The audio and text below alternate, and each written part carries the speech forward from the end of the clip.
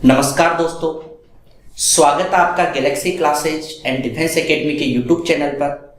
दोस्तों, आपको मैं बताना चाहूँगा, काफ़ी विद्यार्थियों के कमेंट आ रहे थे कि सर अन्य क्लासेज भी आप जल्द चालू करें ताकि हमारी पढ़ाई रेगुलर रह सके। दोस्तों, जानकारी के लिए आपको बता दूं कि आपकी करंट अफेयर्स जीके से संबंधित और रीजनिंग की क्लासें आपकी रेगुलर चल रही थी, लेकिन वर्तमान में 1-2 दिन में आपकी टोटल सभी क्लासेस चालू हो चुकी हैं। मैथ्स भी उसमें शामिल है, जीके भी शामिल है, साइंस भी शामिल है, रीजनिंग और करंट अफेयर्स आपकी ऑलरेडी चल रही थी। तो सारी क्लासेस अपन ने रेगुलर कर दी हैं। प्रत्येक दिन आपकी 2 क्लासेस रहेंगी, एक मॉर्निंग में 10 बजे से और एक सायंकालीन 8:30 बजे से। तो दोस्तों, आप इस चैनल के माध्यम से निरंतर जुड़े रहिए और अपनी पढ़ाई को सुचारू रूप से चालू रखें।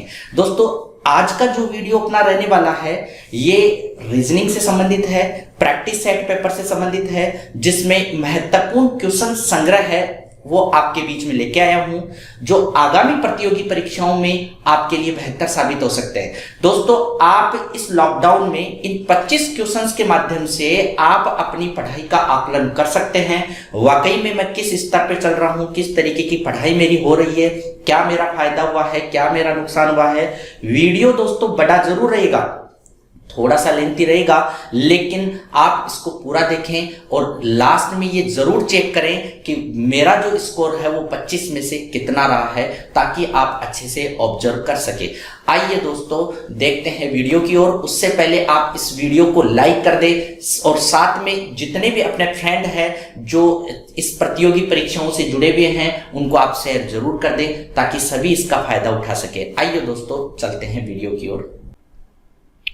आइए दोस्तों, देखते हैं क्वेश्चन नंबर 1। दोस्तों, स्क्रीन पर आपको क्वेश्चन नंबर 1 दिखाई दे रहा है। हेमेटोलॉजी का संबंध है वो उत्तक से है। दोस्तों, जो पहला क्वेश्चन आपको स्क्रीन पर दिखाई दे रहा है वह सादृश्यता का क्वेश्चन है, और आप पहले से जानते हैं कि सादृश्यता का मतलब समानता होता है। मैं आपको प्रॉपर टॉपिक सादृश्यता का समझा चुका, पहले इससे संबंधित वीडियो आपके बीच लेके आ गया था। दोस्तों, हेमेटोलॉजी का संबंध उत्तक से है, मतलब इनके मध्य अनुपात का चिन्ह लगा हुआ होता है। सादृश्यता का मतलब होता है समानता, जिसमें प्रथम 2 पदों के बीच में अनुपात होता है, अंतिम 2 पदों के बीच में समानुपात होता है। प्रथम 2 पदों के मध्य आपसी संबंध को ज्ञात करते हुए अंतिम दोनों पदों को विकल्प के रूप में भरना होता है। तो दोस्तों, सादृश्यता का मतलब हुआ समानता, मतलब है कि हिस्टोलॉजी का संबंध किससे है? उत्तक से। हिस्टोलॉजी में उत्तकों का अध्ययन किया जाता है, तो बताइए ओरोग्राफी में किसका अध्ययन किया जाएगा? दोस्तों, पहला विकल्प है हृदय, दूसरा है समाज, तीसरा है रक्त, चौथा है पर्वत। दोस्तों, कमेंट बॉक्स में बताइए राइट आंसर, हृदय, समाज, रक्त और पर्वत। तो दोस्तों, राइट आंसर होगा पर्वत, ऑप्शन नंबर डी। ओरोग्राफी में पर्वतों का अध्ययन किया जाता है। दोस्तों, बात करें यहां हृदय से, तो कार्डियोलॉजी में हृदय का अध्ययन किया जाता है। कार्डियोलॉजी में हृदय का अध्ययन किया जाता है। और बात करें समाज का, तो सोशियोलॉजी में सामाजिक गतिविधियों का अध्ययन किया जाता है। और दोस्तों, यहां अगर बात करें रक्त की, तो हेमेटोलॉजी में रक्त का अध्ययन किया जाता है। हेमेटोलॉजी में रक्त का अध्ययन किया जाता है, और सोशियोलॉजी में समाज का अध्ययन किया जाता है, और हृदय का अध्ययन जो है वो कार्डियोलॉजी कहलाता है, और ओरोग्राफी का अध्ययन किसमें? पर्वत। क्लियर है दोस्तों? नेक्स्ट क्वेश्चन दोस्तों आपको सादृश्यता का ही दिखाई दे रहा है। 16 का 56 से क्या लिंक हुआ? तो दोस्तों, इसके आसपास की सारी चीजें आप कवर करें। 16 में कितना जोड़ा चाहे, तो कितना जोड़ोगे आप? 40, ताकि कहां तक पहुंच जाए? 56 तक। दूसरा, जो दूसरा पक्ष है उसी में भी सेम समानता का अधिकार होता है कि 32 में आप 40 जोड़ेंगे, तो जैसे ही आप इसमें 40 जोड़ते हैं तो कितने हो जाएंगे? 72। क्या दोस्तों आपको 72 विकल्प में दिखाई दे रहा है? नहीं है। अगर नहीं है, अगर 72 विकल्प में दिखाई दे तो अपन राइट कर देंगे, अगर नहीं दिखाई देता है तो अपन अन्य कोई और कारण ढूंढते हैं। जैसे मान लीजिए मैं गुणा के आधार पर करूं, हो सकता है कि स्क्वायर के आधार पर हो, क्यूब के आधार पर हो, गुणा के आधार पर हो, भाग के आधार पर हो, किसी भी तरीके से हो सकता है। जैसे मान लीजिए मैं गुणा के आधार पर करूं, तो 16 को 56 तक ले जाने के लिए मुझे क्या करना पड़ेगा? जैसे 16 दूना 32, 16 × 3 = 48 प्लस कितना जोड़ू? 48 प्लस कितना जुड़ा? 8। तो दोस्तों 48 और 8 कितने हो गए 56। मतलब मैं यूं भी कह सकता हूं कि 16 गुना 3.5। आप 3.5 से गुना करें, आप भी उसे अगले पक्ष को भी 3.5 से गुना करके देखिए। अगर विकल्प में मिल जाए आंसर तो ठीक है, नहीं तो आगे बढ़ जाइए। तो 32 को अगर दोस्तों मैं 3.5 से गुना करूं तो बताइए 32 दूना 64 और 32 96। और अगर आधे से गुना और करूं तो कितना जोड़ूंगा 16, तो टोटल कितना जाएगा 112। तो दोस्तों राइट आंसर कौन सा होगा? Option number B.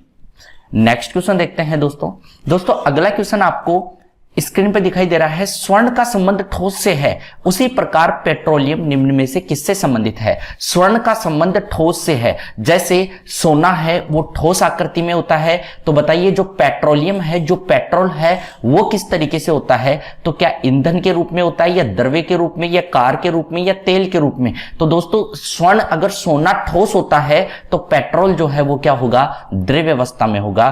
तो राइट आंसर कौन सा होगा? Option number B. दोस्तों ध्यान दें, जो भी क्वेश्चन आप हल कर रहे हैं, टोटल 25 क्वेश्चंस जो है वो मैंने प्रैक्टिस सेट पेपर में लिए हैं, ताकि आपकी अच्छे से प्रैक्टिस हो जाए, सारे टॉपिक आपके रिवाइज हो जाएं, उससे संबंधित इंपॉर्टेंट क्वेश्चंस जो है मैं आपके बीच में लेके आया हूं। दोस्तों एंड में जो 25 क्वेश्चंस पूरे हो जाएं तो आप अपने आप में कैलकुलेशन जरूर रखना कि वास्तव में मेरे कितने क्वेश्चन हल हो गए। 25 क्वेश्चनों में 20 प्लस क्वेश्चन कितने बच्चों के होते हैं मैं बिल्कुल चेक करूंगा। और दोस्तों कहीं भी आपको कोई प्रॉब्लम नजर आए तो आप बेझिझक मुझे आप कमेंट बॉक्स में डाले। मैं पूरा प्रयत्नरत रहता हूं कि आपके जो भी हैं कमेंट हैं उनका जवाब दे सकूं। दोस्तों दूसरी बात, मैंने आपको कहा था कि अन्य क्लासेज भी स्टार्ट होगी आपकी लॉकडाउन के अंतर्गत। दोस्तों आपकी सारी क्लासेज जो है वो मैं लेके आ गया, जिसमें पवन जी सर है वो मैथ्स पढ़ाते हैं आपको, जीके सोनू जी सर पढ़ाते हैं, करंट अफेयर्स और रीजनिंग की जो क्लासें हैं वो रेगुलर मैं ले रहा हूं आपकी, दिनेश जी सर हैं वो साइंस ले रहे हैं। तो इस तरीके से 4-5 टीचर लग के आपके लॉकडाउन में आपका समय खराब ना हो, यही मद्देनजर रखते हुए दोस्तों पवन जी सर है वो कांवट से आते हैं, सोनू जी सर हैं वो खंडेला से आते हैं। लेकिन दोस्तों यहां मकसद जो है वो हमारा वो यही मकसद है कि बच्चे लगभग 1.5 महीने से घर पर बैठे हैं, पता ही नहीं लॉकडाउन कितने समय तक चलेगा। तो दोस्तों ध्यान रखें, सभी जो टीचर्स हैं वो यहाँ एक रिस्क उठा के आते हैं। आपसे हाथ जोड़ के निवेदन है एक बड़े भाई के नाते कि आप अपनी पढ़ाई को बिल्कुल सुचारू रूप से रखें, क्योंकि हमारा ध्येय जो है वो यही है कि बच्चों की जो तैयारी की हुई है वो कहीं भी किसी भी तरीके से खराब ना हो। तो दोस्तों हमारा ये मकसद है वो आप पूरा जरूर करें। आपको कहीं भी कोई दिक्कत लगे आप बेझिझक हमें बताएं। दोस्तों एक बच्चा, मैं आपको बताऊं, थोड़ा सा समय लूंगा मैं आपका। एक बच्चे ने मेरे को कॉल किया कि सर ये क्वेश्चन किस तरीके से होगा, मैंने उसको बता दिया। फिर उसी बच्चे ने मेरे को दोबारा कॉल किया, मैंने बता दिया वो क्वेश्चन भी। फिर उसके बाद में वो उसको समझ में आया नहीं आया तो उसने ये कहा कि सर मैं निकाल के वापस कॉल करूंगा। उसने कोई कॉल नहीं किया। व्हाट्सएप पर वो मेरे से रेगुलर जुड़ा हुआ था, मैं नहीं जानता, क्लासेज में नहीं पढ़ा हुआ था वो।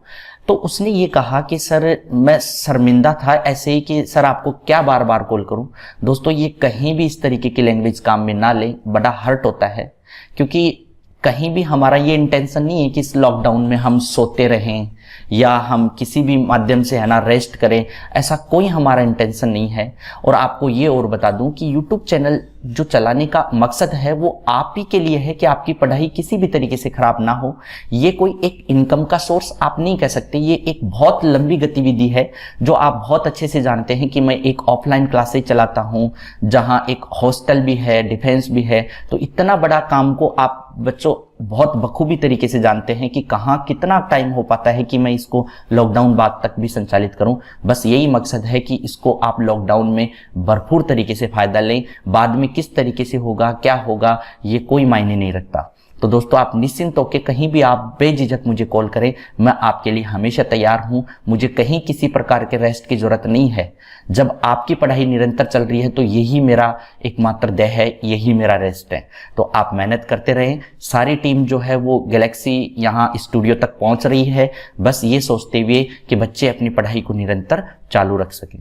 तो दोस्तों नेक्स्ट क्वेश्चन मैं बताता हूं समय को ध्यान में रखते हुए, और कम से कम समय में अपन ज्यादा से ज्यादा क्वेश्चन हल करेंगे, लेकिन आप ध्यान रखना इसका कैलकुलेशन जरूर निकालना कि कितनी क्वेश्चन मेरे सही हुए। विषम शब्द संख्या युग्म ज्ञात कीजिए। पहला विकल्प है विषम संख्या का मतलब दोस्तों होता है विजातीय छांटना। मैं अभी तक जैसे अगर मैं आपके 25 क्वेश्चंस लेके आता हूं तो उसमें बहुत सारे क्वेश्चंस ऐसे भी होते हैं जिसका टॉपिक अभी तक मैंने यूट्यूब पे नहीं डाला, लेकिन आप उससे संबंधित मैं बात बता देता हूं और जैसे ही वीडियो डालूंगा आपको बहुत अच्छे से क्लियर हो जाएगा। जैसे क्वेश्चन में है विषम शब्द। विषम शब्द होता है दोस्तों विजातीय, और एक छोटी सी बात आप गौर करना, विजातीय आपको वहीं आधा क्लियर हो जाता है कि विजातीय का मतलब होता है कि तीन का एक समूह बनना। जैसे 4 विकल्प हैं तो 3 एक विशेष नियम के अंतर्गत होते हैं, 3 एक विशेष नियम के अंतर्गत एक जगह इकट्ठे हो जाते हैं। जो अलग होता है, अलग थलग होता है, उसको अपन विजातीय कहते हैं। जैसे 357 है, 581 है, 698 है, 784 है। तो दोस्तों जो 3 डिजिट होती है उसमें क्या क्या विधि काम करती है? या तो कोई सीरीज बन रही होगी, या कोई भाग विधि काम कर रही होगी, विभाजितता का नियम, या उसके अलावा स्क्वायर या क्यूब, ये सबसे ज्यादा काम करते हैं इसके अंतर्गत। तो दोस्तों यहां सबसे पहले अगर मैं बात करूं तो मान लीजिए कोई स्क्वायर क्यूब की बात करूं तो 357 के आसपास, मैं बात करूं 357 के आसपास की तो कहीं कोई स्क्वायर नहीं है। 581 की बात करूं तो कोई भी ये स्क्वायर क्यूब के आसपास नहीं है। जैसे मान लीजिए मैं 145 लिखूं तो आपका ध्यान पक्का जाएगा कि सर ये स्क्वायर प्लस 1 हो रहा है। मैं अगर 170 लिखूंगा तो आपका ध्यान जाएगा कि स्क्वायर प्लस 1 हो रहा है। मैं यहां 200 मान लीजिए मैंने कहा 200 मान लीजिए 215, तो आपका ध्यान जाएगा कि सर स्क्वायर जो क्यूब है 216 6 का क्यूब होता है, उसके आसपास संख्या है, तो जरूर ये बात ध्यान में आती है। और उसके अलावा अगर बात करें आसपास ना होता है तो विभाजितता का नियम सबसे पहले पकड़े। 357 जो है वो किससे विभाजित है? तो दोस्तों 7 से विभाजित है। 7 पंजे 35, 7 एकम 7, 7 से विभाजित है। 581 जो है वो 7 2 8 2 56, बचे कितने? 2 उतार लिए 1, तो 7 21, तो पूर्णतः विभाजित है, 7 से विभाजित है। बात करूं इसमें 7 का भाग दे तो 7 9 63, बचे कितने आपके 63 से? 64 65 66 67 68 गुणनतर, तो दोस्तों 6 बचे। 7 9 63, तो कहीं ये भाग नहीं जा रहा, तो आंसर कौन सा हो जाएगा? सी। लेकिन ध्यान रखिए 3 का एक समूह बनाने के लिए लास्ट का भी चेक करें। 7 एकम 7, फिर 7 का भाग देंगे 1, 7 दूनी 14, तो यहां भाग पूरा चला गया। तो दोस्तों राइट आंसर कौन सा होगा? ऑप्शन नंबर सी, क्योंकि 3 के समूह के अंतर्गत 7 से विभाजित होते हैं 1 2 और 4, लेकिन 3 नंबर जो है वो 7 से विभाजित नहीं होता। नेक्स्ट क्वेश्चन देखते हैं दोस्तों। अगला क्वेश्चन भी आपको विजातीय का ही है, बीमा, भविष्य निधि, वेतन और शेयर। तो दोस्तों बताइए, कमेंट बॉक्स में डालिए, कमेंट करते जाइए, बीमा, भविष्य निधि, वेतन और शेयर। तो दोस्तों राइट आंसर होगा ऑप्शन नंबर सी, क्योंकि बीमा, भविष्य निधि और दोस्तों यहां शायर नहीं है, शेयर, ये गलती से हो गया शेयर। शेयर जो है तो बीमा, भविष्य निधि और शेयर जो है वो एक निवेशित करने से संबंधित है, जबकि सैलरी जो वेतन है वो वेतन ही है। जो डेली कामगार लोग भी होते हैं या कोई भी तरीके से सैलरी को डेली यूज में भी करते हैं, लेकिन ये बीमा, भविष्य निधि और शेयर है जो निवेश किया जाता है एक लंबे समय के लिए। नेक्स्ट क्वेश्चन देखते हैं दोस्तों। अगला क्वेश्चन आपको स्क्रीन पर दिखाई दे रहा है। बी डी की मां है, सी डी का भाई है, डी ई की पत्नी है, क्यू डी की भाभी है, आर बी की मां एवं पी की पत्नी है, तो डब्लू पुत्र है पी का। तो बताइए डब्लू का ई से क्या संबंध है? दोस्तों ऐसा जो क्वेश्चन है वो ब्लड रिलेशन का जैसे ही मैं टॉपिक लेके आऊंगा और आपको बढ़िया तरीके से क्लियर हो जाएगा। तो दोस्तों ध्यान दें, ऐसे क्वेश्चनों को हल करने के लिए बस आप छोटी सी बात रखें, टॉपिक को एक बार भूल जाए, कब आएगा क्या नहीं आएगा अभी आपको क्लियर हो जाएगा। देखिए दोस्तों, यहां जो प्लस का चिन्ह है वो आपको पुरुष के लिए याद ध्यान में रखना है, माइनस होगा वो एक महिला होगी।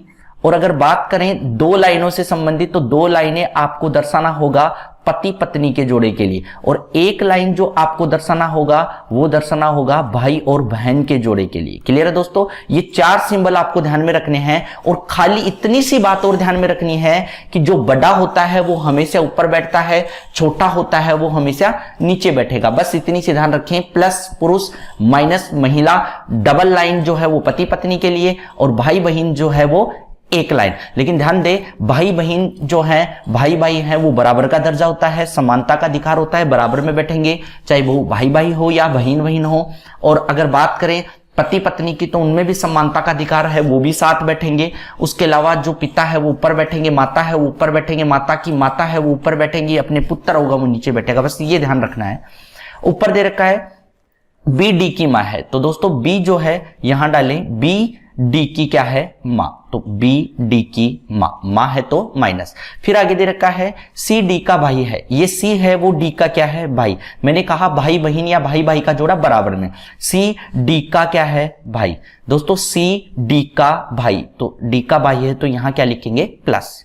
नेक्स्ट क्या रखा है, सी डी का भाई है, डी ई की पत्नी है। दोस्तों ये डी है वो ई की क्या है, पत्नी, मतलब डी है वो ई की क्या है, पत्नी। यहां क्या लिखेंगे, माइनस, और ये अगर पत्नी है तो ये अपने आप ही क्या हो जाएगा, प्लस, क्योंकि ये क्या हो गया, पति, जो डबल लाइनों से इंडिकेट करते हैं। फिर आगे क्यों डी की भाभी है। दोस्तों क्यों है वो डी की क्या है, भाभी।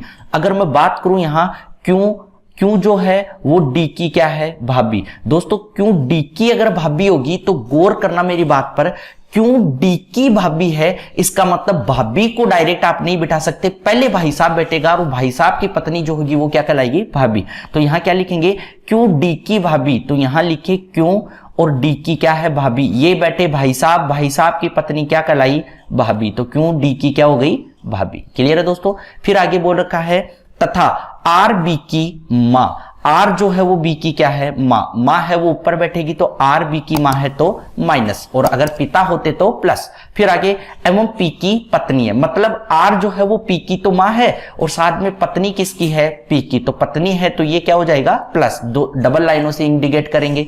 फिर उसके बाद लास्ट में बोल रखा है डब्लू पुत्र है पी का, मतलब डब्लू जो है वो पी का क्या है, पुत्र होगा वो हमेशा नीचे बैठेगा, और डब्लू पुत्र है तो क्या लिखेंगे, प्लस। तो दोस्तों ये डायग्राम बन गया। इस डायग्राम के अकॉर्डिंग आपको बताना है W का इससे क्या संबंध है, मतलब आपको W का बोला तो W का बताना है, किससे पूछा, ई से। तो दोस्तों W का अगर मैं ई से संबंध बताऊं तो ये प्रश्नवाचक चिन्ह हो गया, W का ई से। मान लीजिए ये ई प्लस है तो ऐसे समझिए ये ई मैं खुद हूं, आप जो भी बात होती है अपने आप पे लीजिए।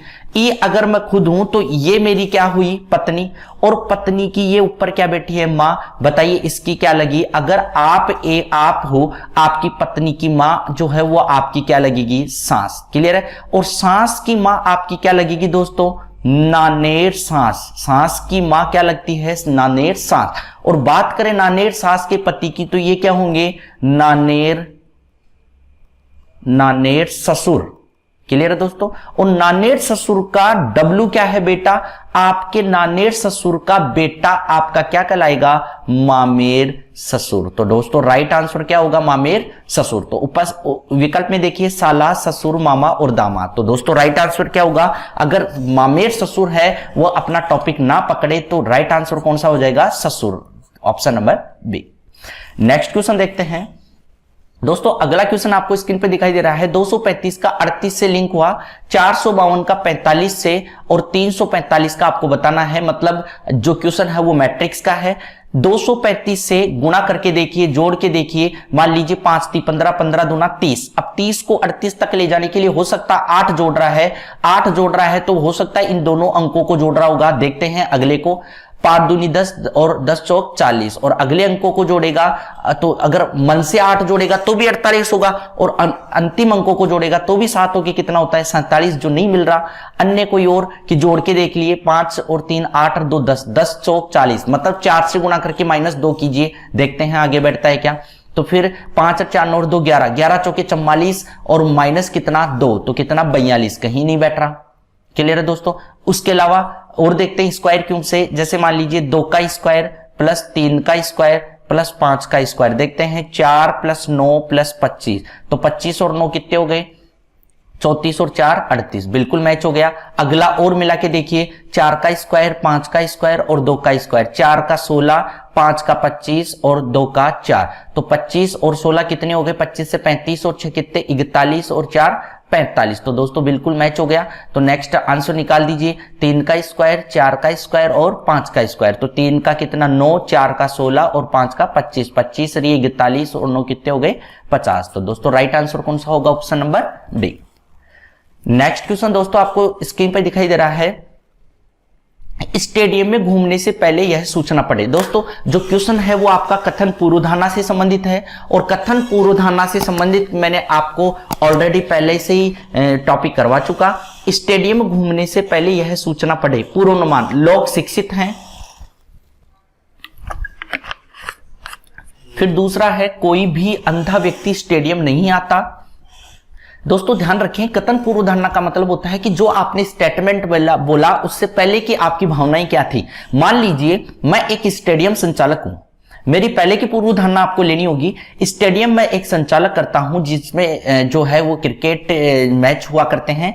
स्टेडियम घूमने से पहले यह सूचना पढ़े। मान लीजिए मैं स्टेडियम संचालक हूं, तो मैं अगर कहीं भी एक सूचना लगाता हूं तो मेरे विचारधारा क्या होगी, या तो कोई भी तरीके से मिस्टेक कोई कर रहा होगा, बेवजह कोई आदमी घूमने आता होगा, तो मैं जो भी सूचना दूंगा वो पक्का सूचना मेरे दिमाग में आई थी कि सूचना लोग पढ़ते भी हैं, इसको देखेंगे भी, और उसके अलावा जो भी मेरा इंटेंशन है, जो भी मैं चाहता हूं उसके अंदर वो रिएक्शन भी देंगे और मेरा काम भी होगा। ये सारी बातें मैं पहले से ऑलरेडी जानता हूं, तभी मैंने सूचना भेजी थी। स्टेडियम में घूमने से पहले यह सूचना पढ़े, लोग शिक्षित है, पहला बिल्कुल सही। दोस्तों अगर उसके ध्यान में ये होता कि लोग शिक्षित नहीं है, लोग पढ़े लिखे नहीं है, तो क्या वो सूचना देने की कोशिश करता?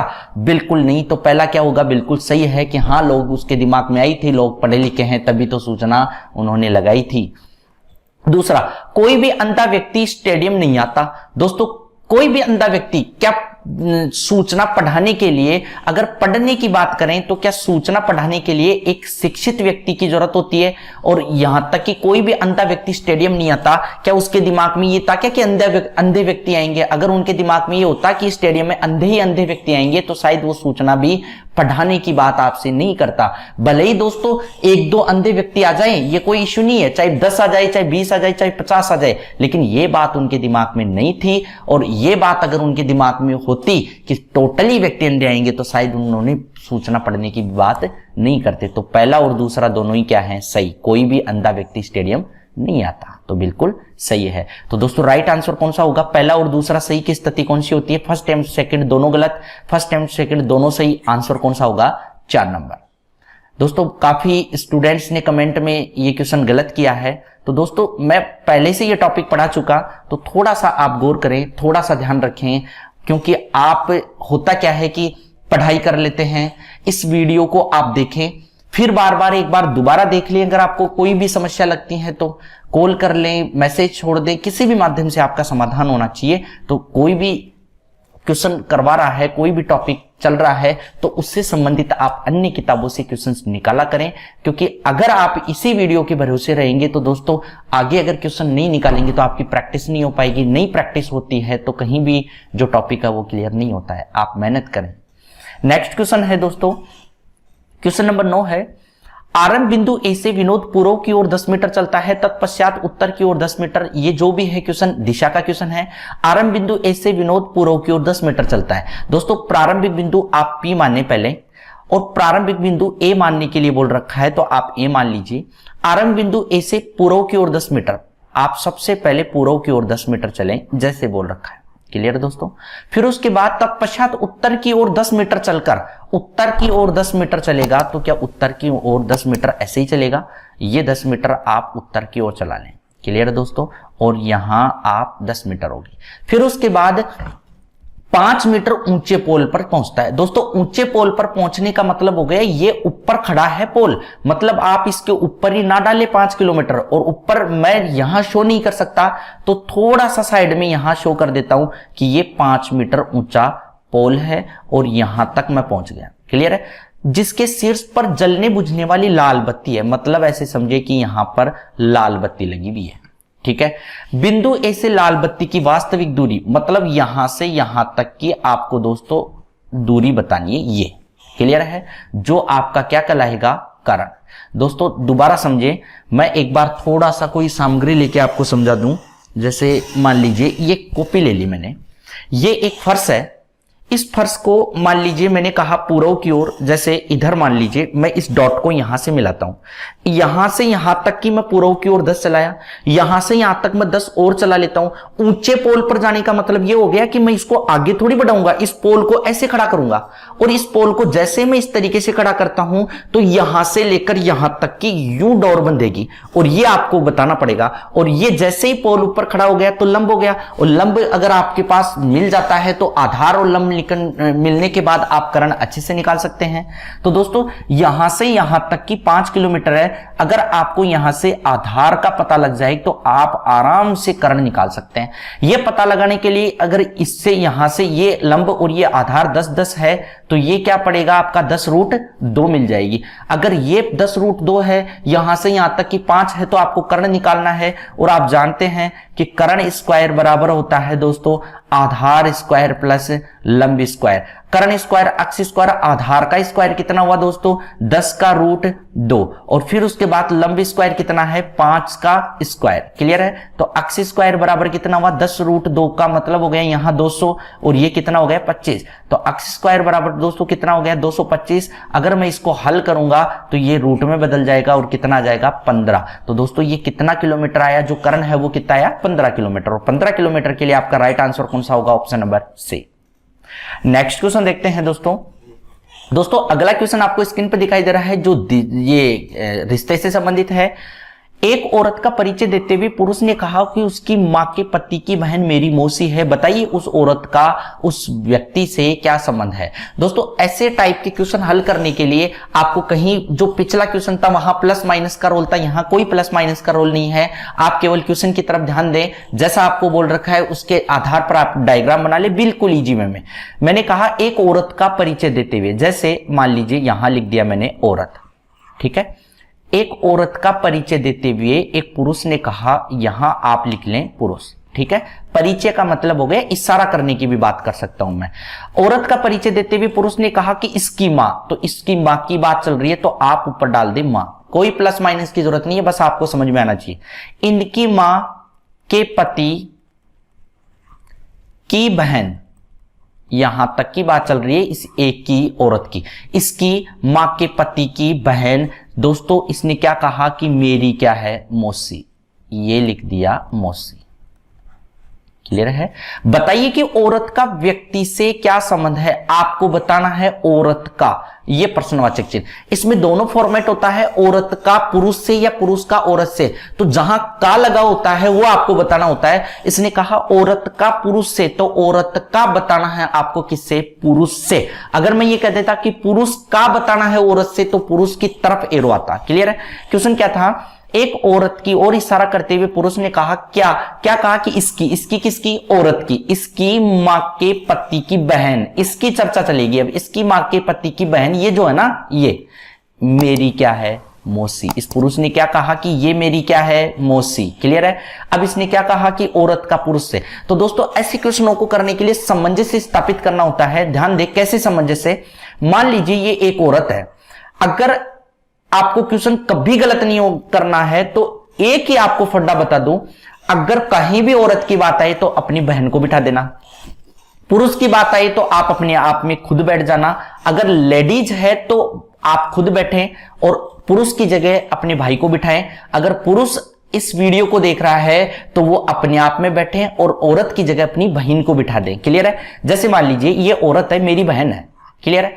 ये मेरी बहन है, मेरी बहन की मां। अब ऐसे बोल दो चाहे मेरी भी मां। क्लियर है? मेरी मां, मेरी मां का पति मेरे क्या लगे? पिता। और मेरी पिता की ये क्या है? बहन। मतलब दोस्तों ये मेरी क्या हुई? बुआ जी। ये मेरी क्या है? बुआ जी। मेरी बहन बेटी है यहां तो मेरी बहन या मेरी ये क्या है? बुआ जी। अब दोस्तों गौर करना, ये अगर मेरी बुआ जी और मेरी बुआ जी को सामंजस्य स्थापित करें, मेरी बुआ जी को ये पुरुष है वो क्या बोल रहा है? मौसी। बोले यार मेरी बुआ जी ने मौसी कौन बोल सका है? बोले मेरी बुआ जी को मौसी कौन बोलेगा? बोले सर मेरी बुआ जी को मौसी बोलेगा मेरी दूसरी बुआ जी का बेटा। मेरी बुआ जी को मौसी कौन बोले? मेरी दूसरी बुआ जी का बेटा। अब गौर करना दोस्तों, यहां मेरी बुआ जी का ही बेटा है, चाहे वो दूसरी बुआ जी का और चाहे इस बुआ जी का बेटा हो, ये मेरी बुआ जी का बेटा है। ये मेरी बुआ जी का बेटा, अगर मैं यहां बैठा होता तो मेरी बुआ जी का बेटा मेरा क्या लगता? पुपेरा भाई। और मैं उसका क्या लगता? मेरा भाई। क्लियर है दोस्तों? लेकिन बात करें इस औरत की तो ये औरत मेरी बहन थी, मेरी बहन है, तो मेरी बहन मेरे बुआ जी के लड़के की क्या लगेगी? तो मैं मेरी बहन, और वो पुरुष जो है वो क्या लगेगा? पुपेरा भाई। तो दोस्तों औरत की बात हुई है तो राइट आंसर कौन सा होगा? मैं मेरी बहन, ऑप्शन नंबर सी। क्लियर है दोस्तों।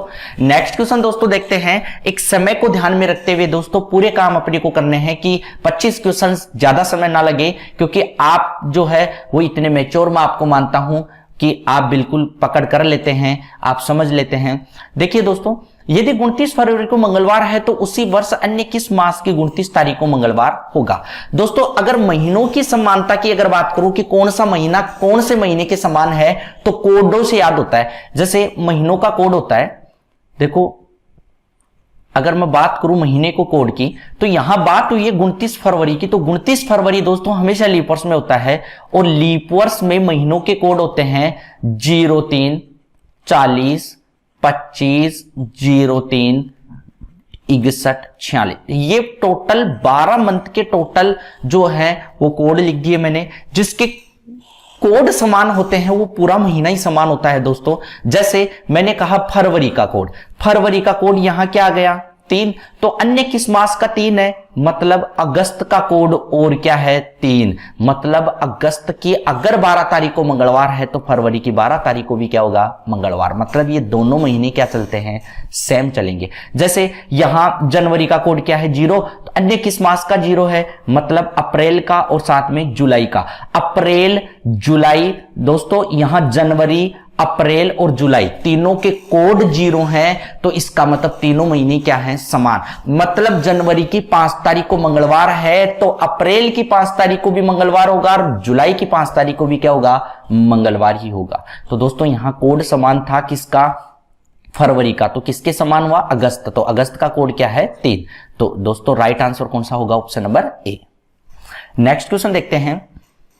एक घड़ी प्रत्येक 3 घंटे में 12 सेकंड आगे बढ़ जाती है। यदि उसे रविवार को अपराह्न 3 बजे सही घड़ी के साथ सेट कर चालू किया गया हो तो मंगलवार को प्रातः 10 बजे क्या समय बताएगी। दोस्तों ऐसे क्वेश्चनों को हल करने के लिए आप जरूर, जब मैं बात करूं रीजनिंग की तो आप पूरी प्लानिंग से बैठा करें, मैथ की बात करें तो पूरी प्लानिंग से बैठा करें, क्योंकि यहां कॉपी पेन की आवश्यकता होती है। तो दोस्तों आप कॉपी पेन लेके बैठे, नोट्स तैयार करें, स्क्रीनशॉट ले ले किसी भी तरीके से, लेकिन आप जो है वो अच्छे से समझे इनको। दोस्तों इसने कहा 3 घंटे में 12 सेकंड, एक घड़ी 3 घंटे में, अगर बात करूं 3 घंटे में कितनी बढ़ रही है 12 सेकंड। क्लियर है। फिर यदि रविवार अपराह्न 3 बजे से सही घड़ी से मिला दिया गया, मतलब ये रविवार अपराह्न का मतलब होता है दोपहर 3 बजे इसे सही घड़ी से मिला दिया। फिर इसने कहा तथा यह सेट कर चालू कर दिया गया तो मंगलवार प्रातः 10 बजे तक क्या समय बताएगी। मंगलवार की बात कर रहा है, मंगलवार की सुबह कितनी बजे 10 बजे। तो दोस्तों टोटल घंटे कितने हो गए, रविवार से सोमवार 10 बजे तक, सॉरी 3 बजे की बात हुई है, दोपहर 3 बजे तक की। तो रविवार 3 बजे दोपहर से क्या सोमवार 3 बजे दोपहर तक क्या 24 घंटे हो गए। उसके बाद सोमवार दोपहर 3 बजे के बाद में क्या मंगलवार मॉर्निंग, अगर आप 24 घंटे जोड़ लेंगे तो आगे निकल जाएंगे, लेकिन आप ये करें कि मंगलवार की नाइट में 3 बजे तक पहुंचेंगे तो टोटल घंटे कितने होंगे 12। अब नाइट में आप 3 बजे तक पहुंच गए, अब आपको सुबह मॉर्निंग 10 बजे तक आना है, तो 3 बजे से लेकर 10 बजे तक टोटल घंटे होते हैं 7। टोटल घंटों को काउंट करूं तो घंटे हो गए 24 और 12 कितने हो गए 36, और ये कितने हो गए 7 कितने 43। मतलब आपको 43 घंटे फास्ट करना है, जितना फास्ट होगा उसमें जोड़ दीजिए, वही आपका राइट आंसर होगा। तो दोस्तों बात करें यहां 3 घंटे में 12 सेकंड होती है, तो 1 घंटे में कितना तेज होगी 12/3। और बात करूं अगर 43 घंटे होगी तो 3 चौक 12, 4 × 12, 4 चौक 16 और 1 17। तो दोस्तों कितना सेकंड 172 सेकंड जो है वो तेज हो गई है। 172 सेकंड को मैं 2 मिनट और कितना 52 सेकंड भी कह सकता हूं, 2 मिनट और 52 सेकंड। तो इसने क्या कहा, तो मंगलवार प्रातः 10 बजे क्या समय बताएगी। तो दोस्तों क्या समय बताएगी, जितना तेज हो गई उतना आप जोड़ देंगे तो वो उसका क्या होगा समय होगा। तो समय क्या होगा 10:02 और 52 second, 10:02 52 second, 2 second 54 second 52 second, 10 घंटा 2 मिनट और 52 सेकंड। राइट आंसर जो है वो आपका होगा option number D. Next question है दोस्तों अगला क्वेश्चन आपको स्क्रीन पर दिखाई दे रहा है, जो है न्याय निगमन से संबंधित। और इसे मैं पूरा प्रयास करता हूं आपको समझाने की। सभी मोबाइल क्या है? चेन। तो दोस्तों सभी मोबाइल अगर चेन की बात करेगा तो आप मोबाइल को यहां डालें, सभी मोबाइल क्या है? चेन। तो क्या हो गई? चेन, यहां डाल दीजिए। क्लियर है? कुछ पेन किताब है दोस्तों, कुछ यहां कहा सभी मोबाइल क्या है? चेन, कुछ पेन क्या है? किताब। सॉरी, यहां पेन ही था, ये चेन लिखा गया, ये पेन ही है। सभी मोबाइल क्या है? पेन है। फिर इसने कहा कुछ पेन क्या है? किताब। तो दोस्तों कुछ पेन किताब होगी, वो इसी तरीके से होंगी। क्लियर है? फिर उसके बाद कोई किताब मार्कर नहीं है, तो दोस्तों कोई भी किताब क्या नहीं होनी चाहिए? मार्कर। यहां से क्रॉस कर दो, इनका संपर्क कभी नहीं होगा। फिर आगे बोला कोई मार्कर कॉपी नहीं है, तो दोस्तों कोई भी मार्कर अगर कॉपी नहीं है तो आप कॉपी को यहां डालें, ये इनका संपर्क नहीं होगा। दोस्तों ध्यान दें, इसकी बेसिक जानकारी, ये इतना एरिया होगा वो मोबाइल और चेन का होगा। ये जो एरिया है वो केवल चेन का है। कुछ चेन किताब थी तो इतना एरिया किसका है? चेन का और किताब का। ये एरिया किताब का। और ये अगर दोस्तों ध्यान दें, कोई भी किताब अगर मार्कर नहीं है तो दोस्तों इतने जो चेन है जो किताबों के अंदर इंक्लूड है वो कभी भी क्या नहीं हो सकती? मार्कर नहीं हो सकती। और बात करें अगर कॉपियों की, तो अगर कॉपी मार्कर नहीं हो सकते तो दोस्तों बाकी तो हो सकते हैं। मैं चाहता तो इसको, लेकिन जो मेरा डायग्राम बनता है वो हमेशा ओरिजिनल बनता है, उसका आपस में किसी से कोई लेना देना नहीं होता। लेकिन मेरे को बोला कि कोई मार्कर कॉपी नहीं है, तो दोस्तों मैं चाहता तो इस कॉपी को यहां भी डाल सकता था, यहां भी डाल सकता था, यहां भी डाल सकता था, यहां भी डाल सकता था। ये सारी बातें किस में आती? पॉसिबिलिटी में आती, संभावना में आती कि ये काम हो भी सकता है और नहीं भी। तो दोस्तों बात करें पहले की सभी कॉपी क्या है? पेन। चेक कीजिए, सभी कॉपी पेन है। क्या सभी कॉपी, ये क्या सभी कॉपी पेन दोस्तों कब होगी? जब आप कॉपियों को यहां डालें। अगर आप कॉपी को यहां डालें तो सभी कॉपी क्या हो सकती है?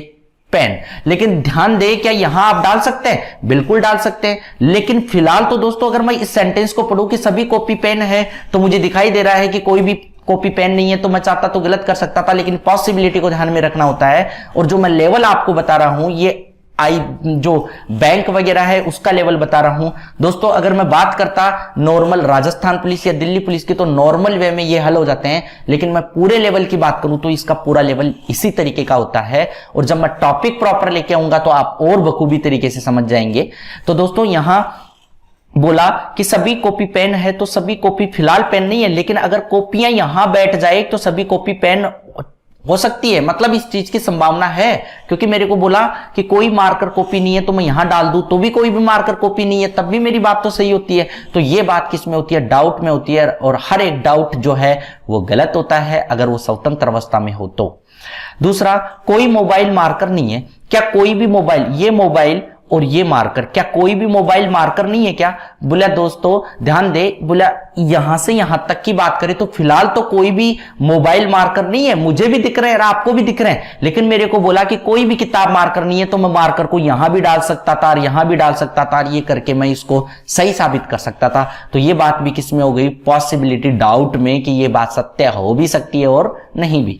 दूसरा, कुछ पेन मार्कर नहीं है। कुछ पेन, बोले ये तो रहे पेन, ये वाला एरिया, और ये रहा मार्कर, तो कुछ पेन मार्कर नहीं है। हाँ बिल्कुल राइट, इतना एरिया जो पेन का है वो कभी भी मार्कर नहीं हो सकता, ये बात बिल्कुल सत्य है। दूसरा, सभी पेन मार्कर है, तो दोस्तों सभी पेन मार्कर, सभी पेन आप तो डायरेक्ट डाल के देख लीजिए, सभी पेन मार्कर। बोले सर सभी पेन मार्कर कब हो? जब आप पेन के ऊपर मार्करों को चढ़ाओ। और क्या पेन के ऊपर आप मार्करों को कभी चढ़ा सकते हो? कभी नहीं, क्योंकि किताब के संपर्क में जाता है जो आप कभी ला ही नहीं सकते, तो ये काम कभी नहीं हो सकता। नहीं हो सकता तो ये गलत।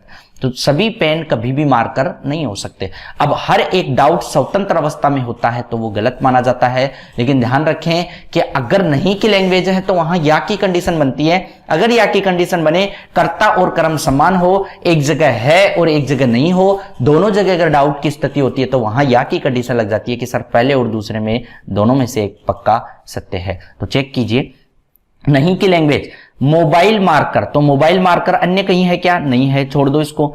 फिर आगे नहीं की लैंग्वेज, पेन मार्कर, हाँ बिल्कुल पेन मार्कर ये रहा। तो दोस्तों ध्यान दे, पेन मार्कर, पेन मार्कर, कर्ता कर्ता समान, कर्म और कर्म समान, एक जगह नहीं और एक जगह है, तो दोस्तों यहां या की कंडीशन लगती है। लेकिन कब लगती है? जब दोनों पॉसिबिलिटी और डाउट हो। एक पहले से आप डाउट में क्या कहते हैं कि पहले और दूसरे में, तीसरे और चौथे में से कोई एक सही, ना गलत बात तीसरा सही। इसका मतलब राइट आंसर कौन सा होगा? 3। कुछ पेन मार्कर नहीं है, मतलब आप कहें तो ये केवल 3 नंबर सत्य है और 3 नंबर के लिए ये जो विकल्प है वो आपके फॉलो नहीं हो रहे। तो 3 नंबर के लिए आप या तो इसको सुधार लें कि 3 नंबर सही, इसको सही कर लें, 3rd राइट। क्लियर है? और आंसर 3 मान लेना इसको। क्लियर है दोस्तों? नेक्स्ट क्वेश्चन देखें। एक पंक्ति में 48 विद्यार्थी है, यदि राजेश का दाईं से 25वां स्थान, रोहन का बाईं से 32वां स्थान, तो बताइए दोनों के मध्य व्यक्तियों की संख्या। मैंने आपको बताया था कि मध्य के व्यक्ति निकालने के लिए फॉर्मूला कि टोटल में से लेफ्ट और राइट डायरेक्ट निकाल के आंसर आता है। एक फॉर्मूला बताया था मैंने आपको। जैसे टोटल का मान कितना है? 48, लेफ्ट और राइट की बात करें तो 23 और 32 घटाएंगे। 48 में से 23 और 32 घटाएं तो कितना होता है? 55, जो नहीं घटता। तो दोस्तों अगर टोटल में से लेफ्ट और राइट नहीं घटता तो लेफ्ट और राइट में से आप टोटल घटा के और टोटल को घटा के प्लस 2 और घटाना होता है। क्योंकि देखो कैसे, मैंने कहा एक पंक्ति में 48 विद्यार्थी है, एक का इधर से 23वां, एक का इधर से 32वां। ठीक है, अगर ये क्रॉस की स्थिति बैठती है तो वो जो 2 व्यक्ति थे जो पहले साइड में हुआ करते थे वो काम में आने लग जाते हैं, तो अपन 2 को और घटाते हैं। टॉपिक प्रॉपरली होगा, आप और अच्छे से समझ जाएंगे। तो लेफ्ट और राइट की अगर बात करें तो लेफ्ट और राइट 23 और 32 टोटल कितने होते हैं? 55, टोटल प्लस 2 तो कितने हो जाएंगे? 50। तो 55 माइनस 50 बराबर कितने होंगे? 55 माइनस 50 तो कितने? 5। राइट आंसर कौन सा होगा? दोस्तों इसका बेसिक भी मैंने आपको बताया था एक बार, पहले भी एक टेस्ट सीरीज लेके आया था मैं आपके बीच, तो उसमें भी मैंने आपको बताया था कि जैसे दाएं से मान लीजिए, दाएं से 23वां स्थान किसका बताया जा रहा है? राजेश का। ठीक है, उसके अलावा रोहन का स्थान बताया जा रहा है कौन सा? 32वां। तो अगर यहां कुल व्यक्तियों की संख्या आपके पास कितनी है? 48। तो यहां क्या होता है कि एक जो मध्य के व्यक्ति निकलते हैं वो एक अलग अलग 2 व्यक्ति एक छोर से जाने पर निकलते हैं, दोनों को आपस में घटाकर एक और घटा दिया जाता है। ठीक है, तो यहां अलग अलग 2 व्यक्ति जो हैं, चार्जर, वेट दोस्तों, थोड़ा मोबाइल जो है वो लैपटॉप चार्ज में लगा लिया जाए।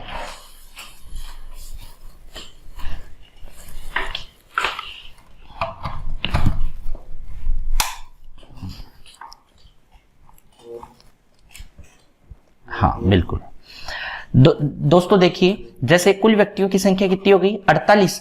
तो रोहन जो है वो 32वें स्थान पर, ये 23वें स्थान पर। अगर दोनों में से एक छोर को कर लिया जाए तो दूसरा जो है दोनों को आपस में घटाकर अपन एक घटाने पर आंसर आ जाता है। तो 32 में से, जैसे 48 में से मैं किसको घटाऊं? 23 को। तो 48 माइनस 23 और क्या घटाएंगे? और प्लस 1 कर देंगे। तो दोस्तों यहां स्थान परिवर्तन होता है। जब आपको व्यक्तियों का स्थान परिवर्तन करना हो तो टोटल में से जो भी लेफ्ट या राइट देना है, दे रखा है, उसको घटाकर प्लस 1 कर दीजिए, स्थान परिवर्तन हो जाता है। जैसे राजेश को मैं उधर लेके जाऊं तो 48 में से किसको घटाऊंगा? 23 को, और प्लस 1 कर दूंगा। तो घटाइए, 8 में से 3 गए 5 और यहां कितने? 2 और प्लस 1 कितना?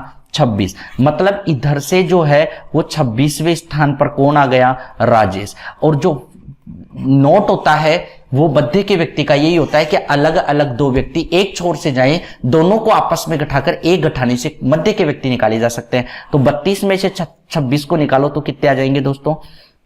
ये 32 और ये 26, दोनों को आपस में घटाकर एक और घटाएं तो 32 माइनस 26 तो कितने आ जाएंगे? 6, और एक और घटाएंगे तो कितने आ जाएंगे? 5। तो राइट आंसर कौन सा होगा? Option number A.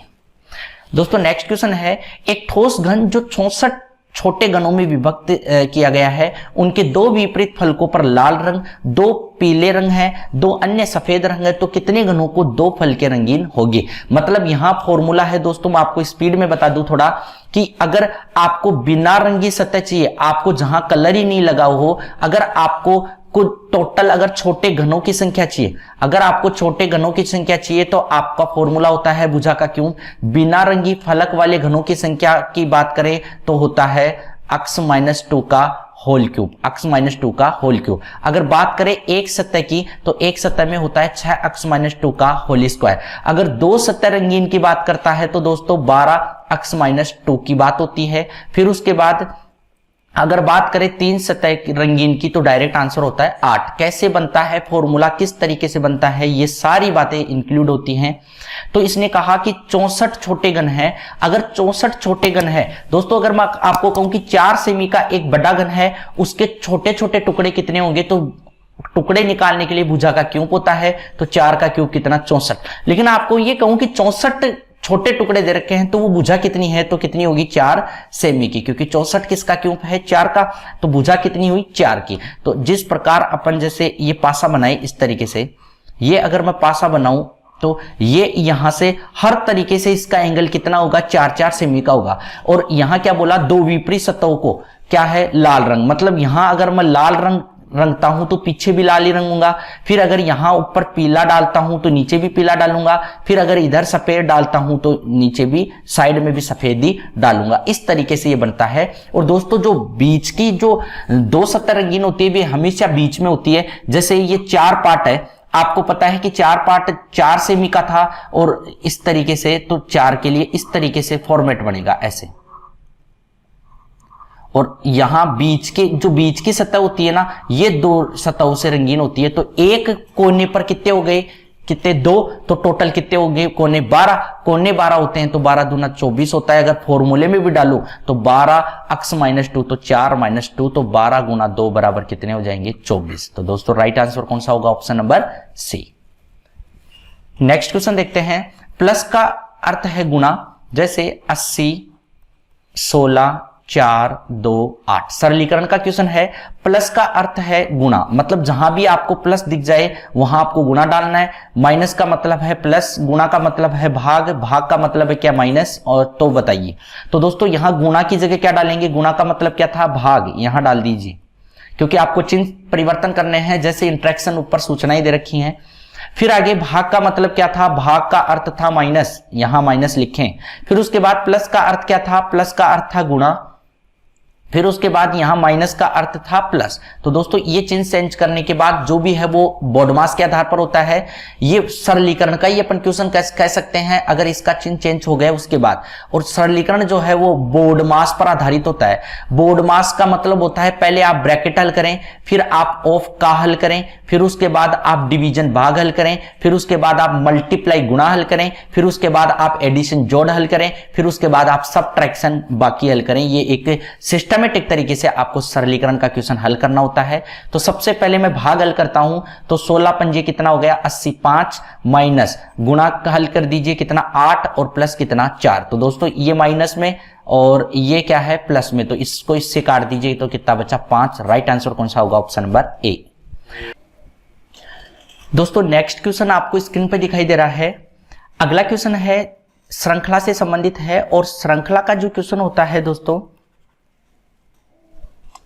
श्रृंखला से संबंधित जो भी क्वेश्चन होंगे दोस्तों उसको थोड़ा सा आप आईक्यू बेस भी ले। जैसे किस तरीके से 2, 7, 11, 62, 28, 213। मतलब जो श्रृंखला का क्वेश्चन है वो हो सकता है एक भाग के द्वारा हल हो सकता है गुणा के द्वारा हो सकता है प्लस के द्वारा, स्क्वायर क्यूब के द्वारा। जैसे मान लीजिए पहली स्टेप जो है वो हमेशा आप फॉलो करें प्लस के द्वारा। जैसे यहां कितने जोड़े 5, यहां जोड़े 4 और यहां जोड़े कितने 51। दोस्तों ये अपने आप में बता रहा है कि कहीं भी हम दूर दूर तक भी ये सीरीज सेट नहीं कर सकते, लेकिन 2, 7, 11, 62, 28, 213 दोस्तों अपने आप में पता लग रहा है क्या कि ये जो संख्याएं हैं वो स्क्वायर क्यूब के आसपास चल रही हैं। और स्क्वायर क्यूब के आसपास जो संख्याएं चलती हैं वो अपने आप ही नजर में आ जाती है। मैं आपको कहूं कि आप मुझे बताएं 342, तो आपको ध्यान रहेगा कि 343 जो है वो क्यों पता है उसके आसपास -1 हो रहा है। तो ये बातें आपको ध्यान रखनी पड़ेगी। मैं कहूं 120 तो ध्यान में जाएगा कि 11 का स्क्वायर -1 का रखा है। तो यहां जैसे मान लीजिए मैं 2 को कैसे बताऊं कि 2 को स्क्वायर प्लस क्या हो जाएगा 1, और 7 से क्या पता लगा कि 2 का क्यूब -1। फिर 11 से हुआ पहले स्क्वायर फिर क्यूब, तो फिर स्क्वायर कर लेता हूं को 3 का स्क्वायर प्लस कितना 2, और अब 3 का यहां हो जाएगा 4 का, तो 4 का कहूं तो क्यूब -2। फिर उसके बाद यहां 5 का स्क्वायर प्लस 3, फिर आगे कहूं तो 5 का ये हो जाएगा 6 का क्यूब माइनस 3। तो दोस्तों देखो, पहले तो 1 का स्क्वायर प्लस 1, 2 का क्यूब माइनस 1, मतलब पहले प्लस और फिर माइनस, 1 का स्क्वायर फिर 2 का क्यूब, फिर ऐसे देखो 1 का, 2 का, 3 का, 4, 5, 6 और अब आगे जाएगा किसका, 7 का। लेकिन जाएगा क्या, ये ध्यान दें, पहले स्क्वायर, देखिए पहले स्क्वायर क्यूब, फिर 3 का और 4 का, और पहले 2 जोड़ रहा है फिर 2 घटा रहा है, ठीक है। फिर उसके बाद पहले फिर आगे आ गया 5 का, 6 का, तो 7 का, मतलब फिर तीसरे राउंड में पहले क्या होता है, स्क्वायर, तो आप 7 का स्क्वायर करें और फिर देखो पहले प्लस होता है, पहले 1 प्लस हुआ, फिर 2 हुआ, फिर 3 हुआ और अब 1 छोड़ के कितना हो जाएगा, 4 प्लस, तो कितना 49 प्लस 4 बराबर कितने हो जाएंगे, 53। और 53 के लिए राइट आंसर कौन सा होगा, ऑप्शन नंबर बी। क्लियर है दोस्तों। नेक्स्ट क्वेश्चन दोस्तों आपको कोडिंग डिकोडिंग का दिखाई दे रहा है स्क्रीन पर। यहां लिख रखा है BORK, BORK को 23 लिखा जाता है। सबसे पहले ध्यान रखें, इनका क्रम डालें, B का क्रमांक 2, O का कितना 15, R का कितना 18 और जो K है वो 11। अगर मैं इनमें सब में प्लस का चिन्ह लगाऊं तो 15 और 2 17, 2 34, 35, 45 और कितना 46। दोस्तों इसका आउटपुट जो है वो 46 आया। आउटपुट से 23 किस तरीके से गया, तो मेरी नजर जाती है कि सर आपने 2 का भाग दे दिया। यहां मैं 24 लिखता तो आपकी नजर जाती कि सर आपने गुणा कर दिया। मैं यहां अन्य कोई मान लीजिए 92 लिखता तो आपकी नजर जाती कि सर आपने डबल कर दिया।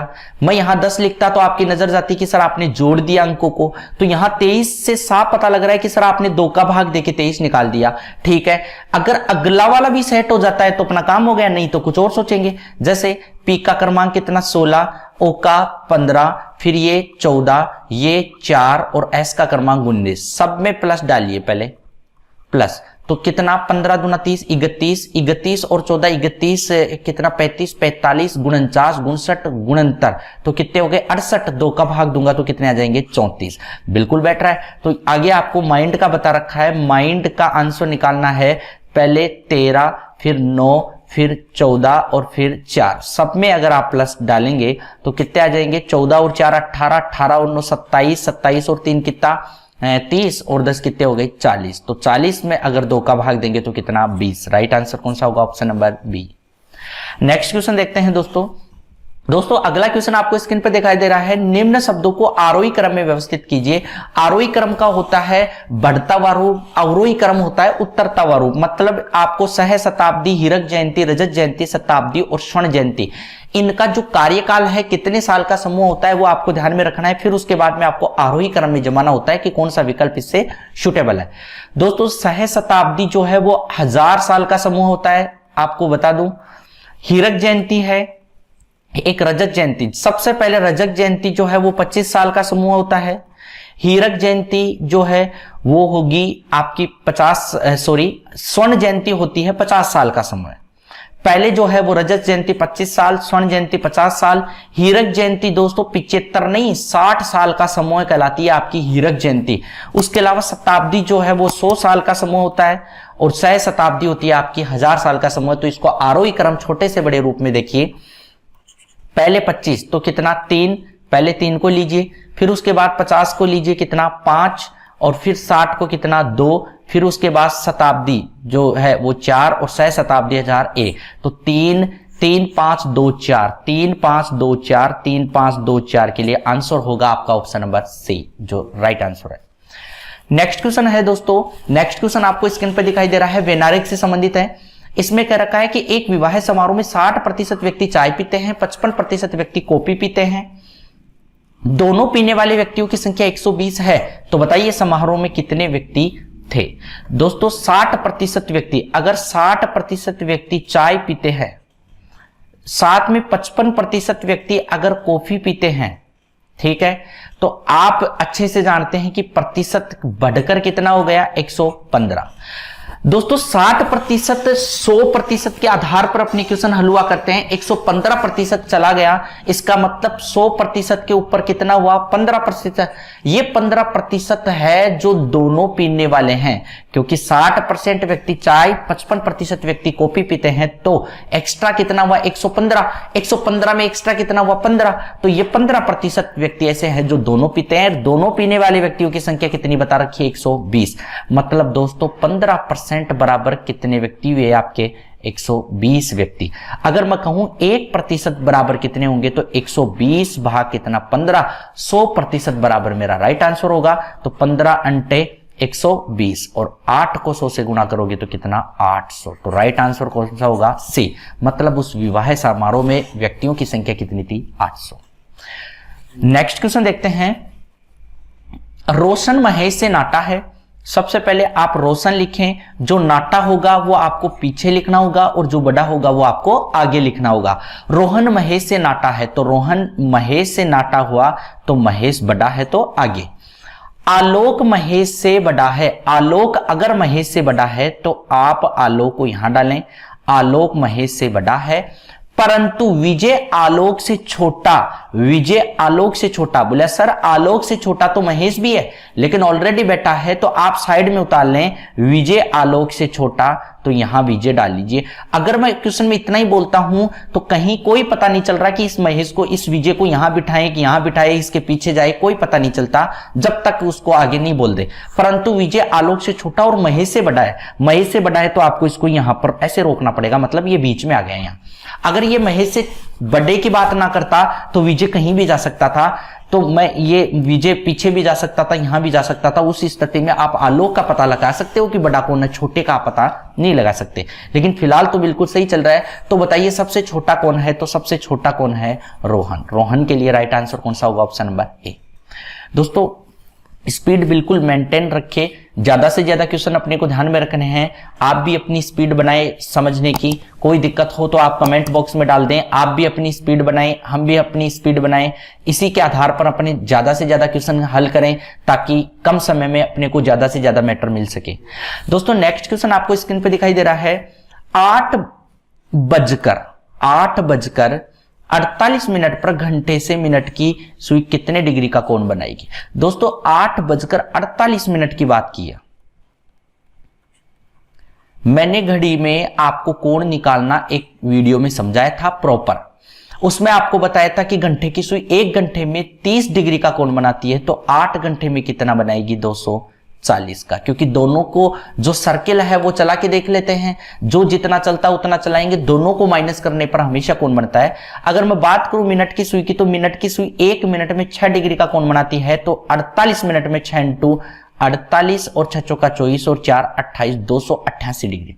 लेकिन दोस्तों यहां बात करें घंटे की सुई, आप 8 गुणा 30 करने पर घंटे की सुई केवल 8 तक ही पहुंची है, लेकिन आपको कहां तक लेके जाना है उसको? 48 मिनट तक। 48 मिनट घंटे की सुई 1 मिनट में आधा डिग्री का कोण बनाती है, तो 48 मिनट में कितना? 24। तो यहां कितने हो जाएंगे? 240, 50, 60, 264 डिग्री हो जाएगा। दोस्तों 264 में से आप 288 को निकालेंगे, तो मैंने आपको पिछले वीडियो में बताया था कि यहां माइनस का कोण बनेगा।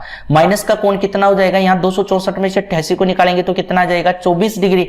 ये 24 डिग्री आपका सही आंसर है। 264 में से आप 288 को निकालेंगे तो कोण जो है वो माइनस में आएगा, और माइनस का कोण हमेशा दोस्तों घंटे से मिनट होता है। माइनस का कोण घंटे से मिनट होता है, प्लस का कोण हमेशा होगा मिनट से घंटा। और ये दो ही प्रोसेस अपनी चलती है। साथ में मैंने आपको ट्रिक भी बताई थी, क्या कि अगर घंटे से मिनट का अनुपात 1:6 है, 8 6 48, अगर घंटे से मिनट का अनुपात 1:6 हो तो डायरेक्ट मिनट का आधा करके आंसर निकाल सकते हैं। राइट आंसर कितना होगा? 24 डिग्री। नेक्स्ट क्वेश्चन देखते हैं दोस्तों। यदि एक संख्या 5 से अधिक लेकिन 9 से कम है, एक संख्या 5 से अधिक मतलब 6, 7 और 8 लेकिन 9 से कम, फिर आगे और 7 से अधिक और 11 से कम है, 7 से अधिक और 11 से कम है, तो 7 से अधिक और 11 से कम है। ऑप्शन में दे रखा है 5, 6, 7 और 8। राइट आंसर कमेंट बॉक्स में डालिए, इंतजार कर रहा हूं, प्रतीक्षा कर रहा हूं। 9 से कम और 7 से अधिक है, फिर आगे बोला 7 से अधिक और 11 से कम है। दूसरे फॉर्मेट में 7 से अधिक मतलब 8, 9 और 10, क्योंकि 11 से कम है। अब यहां अगर पहले फॉर्मेट में, दूसरे फॉर्मेट में जो कॉमन संख्या है वही आपका राइट आंसर होगा। तो 6, 7, 8, 8, 9, 10 में कॉमन संख्या है वो आपकी है, वो कौन सी है? सॉरी 8। यहां भी 8 और यहां भी 8, तो राइट आंसर कौन सा होगा? 8, option number D. Last question दोस्तों आपको स्क्रीन पर दिखाई दे रहा है। जो 25 नंबर क्वेश्चन है और क्वेश्चन है घड़ी से संबंधित। एक घड़ी को घड़ी की दिशा में 180 डिग्री घुमा दिया जाए तो अंक 5 किस दिशा में होगा? पहला विकल्प दक्षिण पूर्व, दूसरा दक्षिण पश्चिम, फिर दक्षिण और फिर उत्तर पश्चिम। तो मैं आपको डायग्राम के माध्यम से बताऊं। जैसे ये घड़ी है 12, 1, 2, 3, 4, 5, 6, 7, 8, 9, 10 और 11। ठीक है, यहां सेंटर पॉइंट है। ऐसे समझिए दोस्तों, अगर मैं आपको ये कहूं कि 100 घड़ी की बात कर रहा है, घड़ी को घड़ी की दिशा में 180 डिग्री, अगर 180 डिग्री घुमाऊंगा और घड़ी की दिशा इधर होती है तो 180 का फॉर्मेट आपका बिल्कुल नीचे आके होगा। ठीक है, मतलब 12 का अंक जो है वो यहां आ जाएगा। अगर 12 का यहां आ जाएगा तो सारे अंक आगे से आगे परिवर्तन हो जाएंगे। ये 1 हो जाएगा, ये 2 है, इस तरीके से ये 3, 4, 5, 6, 7, 8, 9, 10 और ये 11, क्योंकि एक परिवर्तन हुआ तो दोस्तों सारे परिवर्तन हो जाएंगे। अपने को बोला तो अंक 5 किस दिशा में होगा? तो बताइए अंक 5, दोस्तों 5 जो अंक है अपन ने परिवर्तन करने के बाद 5 अंक यहां आ गया। पहले 5 अंक यहां था लेकिन परिवर्तन करने के बाद यहां आ गया। तो बताइए अंक 5 180 डिग्री घुमाने के बाद कहां होगा? तो राइट आंसर होगा ये दिशा आपकी कौन सी होती है? उत्तर पश्चिम। दिशाएं जो है वो आपकी यहाँ NESW ऐसे मेंटेन होती है। यहाँ NE उत्तर पूर्व, यहाँ SE जो है वो दक्षिण पूर्व, यहाँ दक्षिण पश्चिम और यहाँ उत्तर पश्चिम। तो उत्तर पश्चिम के लिए आपका राइट आंसर होगा ऑप्शन नंबर डी। क्लियर है? 4 नंबर आपका सही आंसर होगा। तो दोस्तों ये टोटल आपके 25 क्वेश्चन जो हैं वो अपन ने टेस्ट के रूप में लिए हैं और मैं उम्मीद करता हूं कि आप 20 प्लस किए होंगे और अपने आप में आप ऑब्जर्व करें कि वास्तव में अपनी रीजनिंग की तैयारी किस लेवल पर चल रही है, किस तरीके से चल रही है। क्या वास्तव में इसका लॉकडाउन का नुकसान तो नहीं हुआ? क्योंकि दोस्तों बहुत सारे स्टूडेंट ऐसे हैं जो मेरी ऑफलाइन क्लासेज में लगभग सिलेबस कंप्लीट कर चुके हैं। तो मैं उम्मीद करता हूं कि शायद उनको कोई नुकसान नहीं हुआ होगा अगर वो अपनी पढ़ाई लॉकडाउन में निरंतर रख पाए हैं तो दोस्तों फिर मिलेंगे नेक्स्ट वीडियो में। बाय बाय, धन्यवाद।